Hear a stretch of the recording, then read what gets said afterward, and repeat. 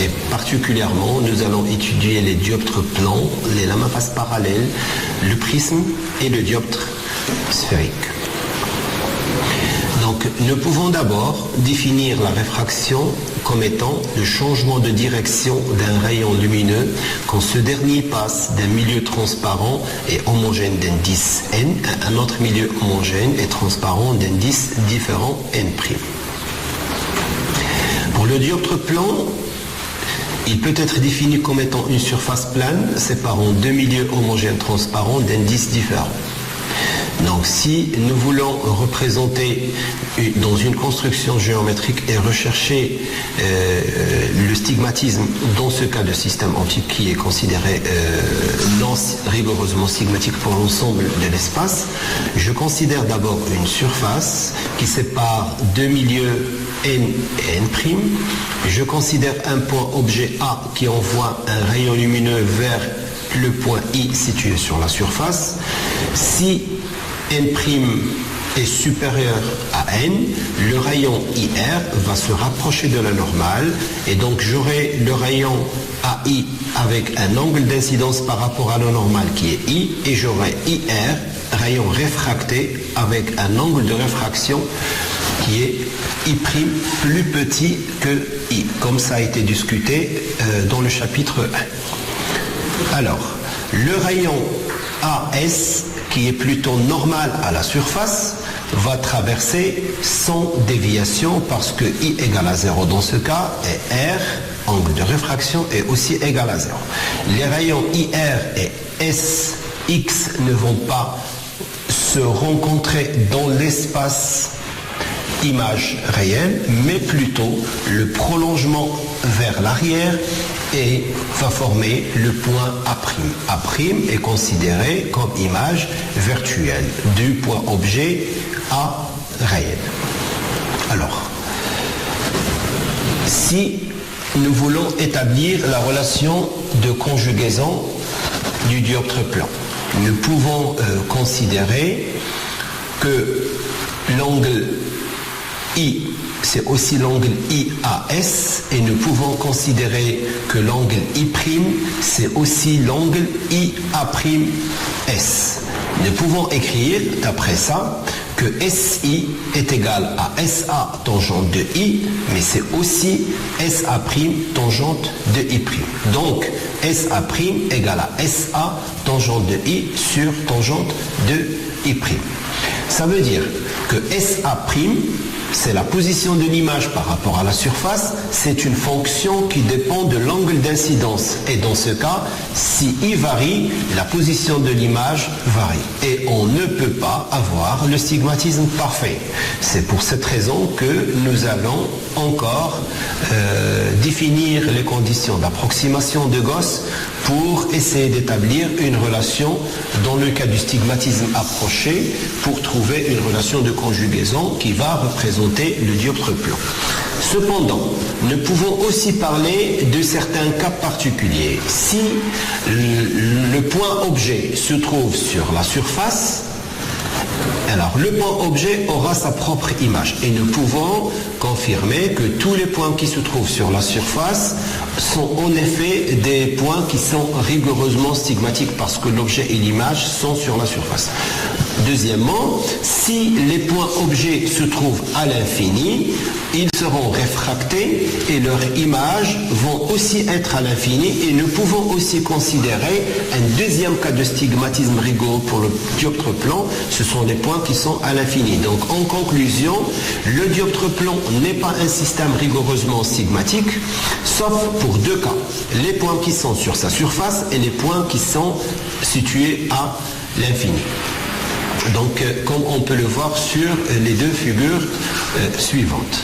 Je reviendrai sur la relation de conjugaison et je vais partir de la relation SA' égale SA fois tangente de I sur tangente de I' et je vais remplacer la tangente par sinus sur cosinus dans les deux cas. J'aurai la relation suivante. SA' égale à SA fois n' cosinus I' sur n cosinus de I. Parce que la relation sinus de I', en effet, est égale à n' cosinus I' si j'utilise la loi de Descartes entre deux milieux d'indice n et n'. Et la formule sinus de I est égal à n cosinus de I, qui va devenir finalement SA' égale à SA fois n' sur n. Si nous utilisons l'approximation cosinus de I' est égal à I' et cosinus de I' égale à 1 et cosinus de I est égal aussi à 1. Donc SA' sur n' égale à SA sur n est considéré comme une relation de conjugaison des dioptres plans dans les conditions d'approximation de Gauss. Et c'est la relation qu'on va utiliser pour la suite de ce chapitre. Maintenant, nous allons aussi parler de la nature de l'objet et de la nature de l'image. Et nous allons considérer les 4 cas différents pour un dioptre plan. Je considère une surface plane qui constitue le dioptre plan qui sépare le milieu d'indice N au milieu d'indice N'. Et je considère un point objet lumineux qui envoie un faisceau de lumière vers cette surface. Donc nous avons le milieu N' qui a un indice supérieur à N, et donc les rayons sont réfractés et leur prolongement vers l'arrière va définir le point A'. A' est une image virtuelle du point A considéré réel. Le deuxième schéma, j'ai plutôt un objet qui est virtuel. Donc le faisceau de lumière va venir vers la surface et il va former des rayons réfractés qui forment le point A'. Le point A' étant une image virtuelle et le point A est obtenu est un point objet virtuel. Alors, un troisième cas, si l'objet est réel et que l'indice N', cette fois, est inférieur à N. J'aurai un faisceau de lumière qui arrive de A vers la surface et qui va plutôt diverger pour former vers l'arrière une image A'. Donc A' est une image virtuelle et A étant un objet réel. Et le dernier cas, je considère plutôt un faisceau de lumière qui arrive vers le plan du dioptre plan. Et dans ce cas, j'aurai une image qui est virtuelle, alors que j'aurai une image qui est réelle, alors que l'objet étant virtuel. Donc dans les 4 cas de figure, vous avez l'objet et l'image qui sont de nature opposée. Alors, si maintenant ne prenons pas un point ponctuel, si nous considérons un objet étendu AB, donc un objet réel qui émet une lumière qui arrive sur le dioptre plan, nous formons juste à côté, vers l'avant, un objet et une image qui est virtuelle A'B', et dans ce cas, nous pouvons montrer rapidement que la taille de l'image est égale à la taille de l'objet, et donc le grandissement linéaire ou transversal est égal à 1. Bien, nous allons passer à une application des dioptres plans et nous allons considérer une lame à face parallèle d'épaisseur E d'indice N qui plonge dans un milieu qui est l'air. Alors, nous avons le dioptre D1 qui sépare l'air de N et nous avons le dioptre D2 qui sépare N de l'air. Nous considérons l'épaisseur de cette lame. Et on va considérer un point lumineux qui envoie un rayon incident au point I à la frontière du dioptre D1. Donc D1 sera le dioptre RN et D2 sera le dioptre NR. Ce rayon incident va constituer avec la normale perpendiculaire au point I à la surface du dioptre un angle d'incidence I. Puisque N est supérieur à 1, Je représente au pointillé la direction d'incidence et nous allons nous approcher de la normale puisque le milieu N est plus réfringent que l'air. Et donc, je définis l'angle R qui est l'angle de réfraction entre la normale toujours et le rayon réfracté et je note le point J. Sur la face des deux, je retrace la normale et donc je passe d'un milieu d'indice N vers l'air et je vais m'éloigner de la normale une autre fois. Et j'appelle cet angle l'angle I', toujours par rapport à ma normale. Je considère la loi de Descartes au point I et j'aurai l'indice de l'air fois le sinus de I égale l'indice de la lame de verre fois le sinus de R. Sur le dioptre D2 au point I', où j'ai appelé ça J, j'ai N sinus parce que l'angle d'incidence c'est le même, c'est des angles alternes internes. Donc j'ai N sinus R égale à 1 sinus I'. Et I' est l'angle d'émergence quand le rayon JR quitte la lame. D'après cette relation et la suivante, je peux conclure que sinus de I égale à sinus de I', ce qui implique que I est égal à I'. Et dans ce cas, le rayon JR sera parallèle au rayon A. Et ça, c'est une première propriété des lames à face parallèle qui nous montre que le rayon incident n'est pas dévié, mais plutôt il est translaté. Et cette translation, on appelle le déplacement latéral.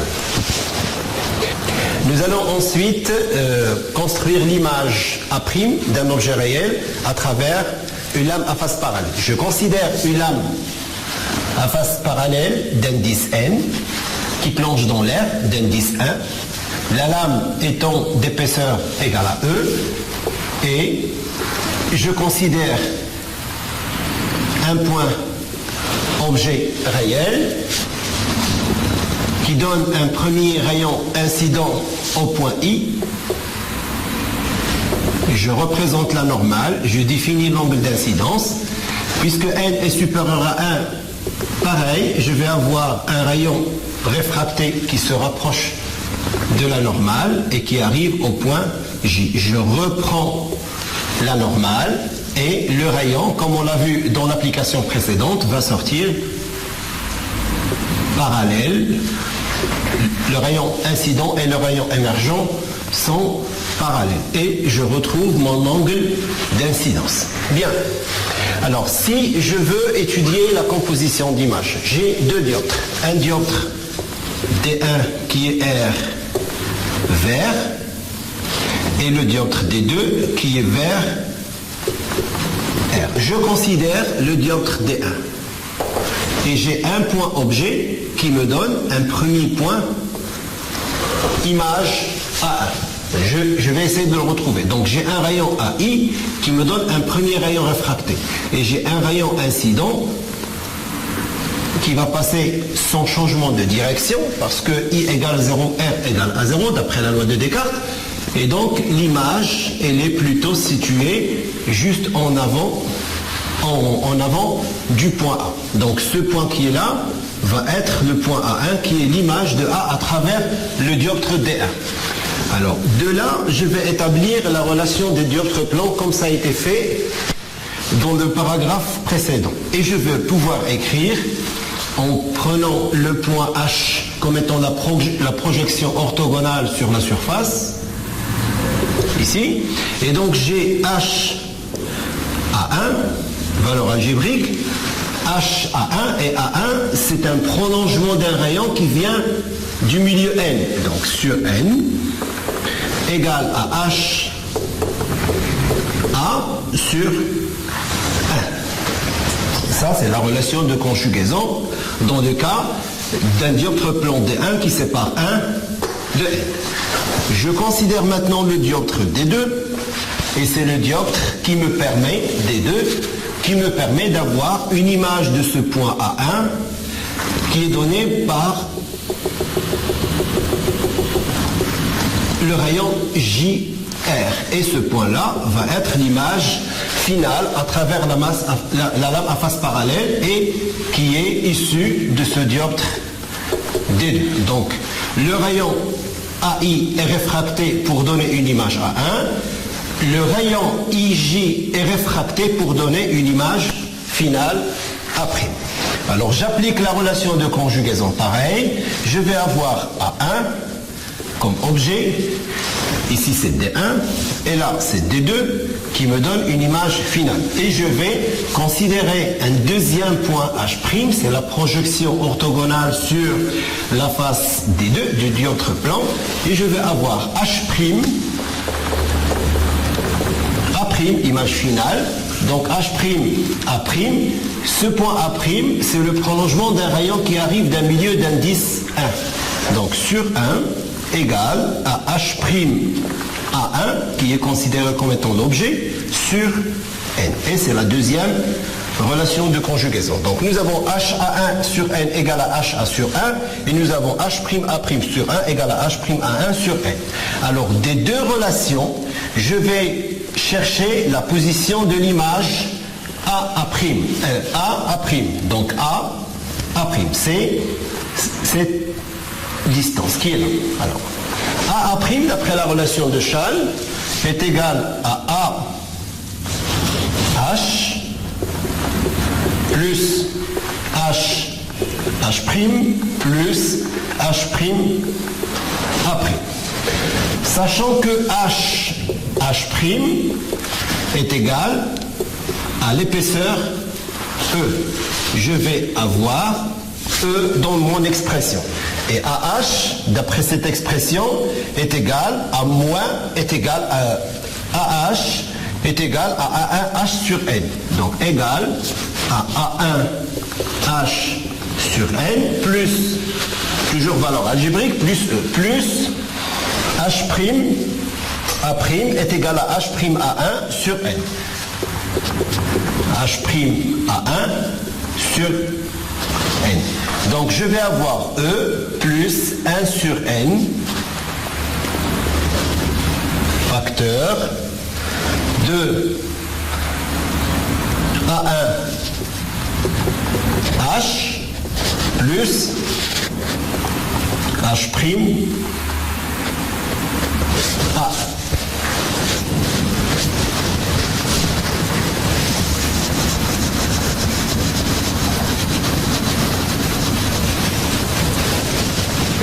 Donc, A', je reprends ici, A' égale à E plus 1 sur N, facteur A1H plus H' A1, c'est moins H'.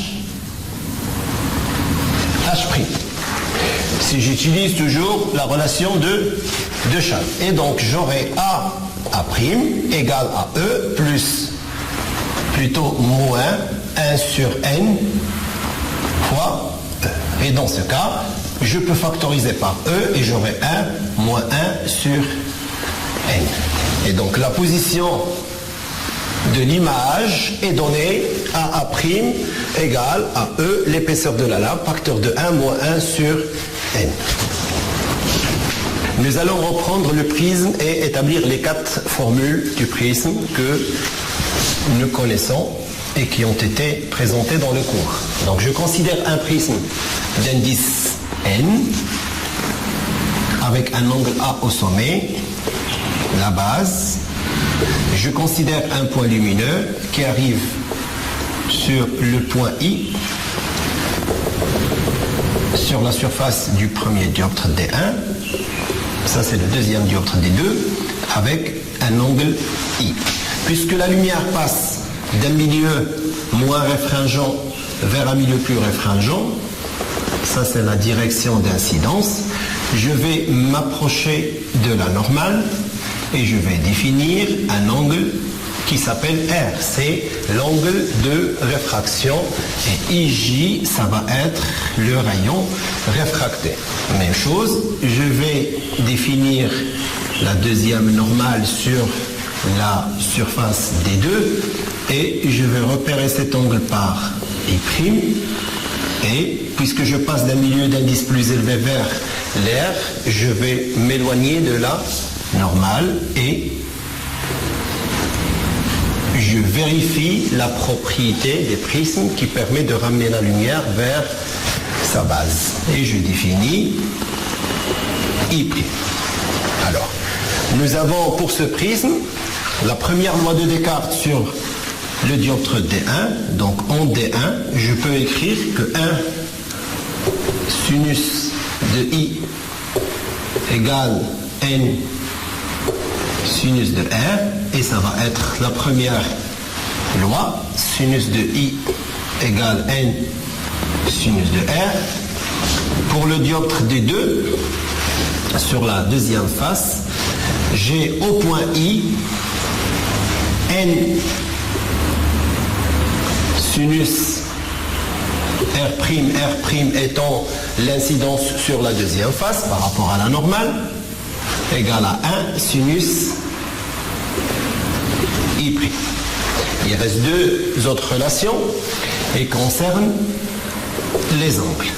Je considère le triangle, je définis le point K qui est là, je considère le triangle I, J et K, et je vais regarder les angles R, R' et cet angle qui est là, je vais le repérer en rouge.